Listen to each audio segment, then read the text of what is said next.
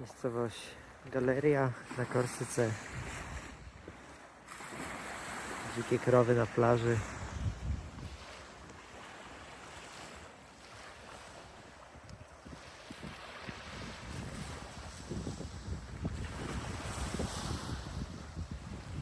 Tak właśnie wygląda dzika Korsyka.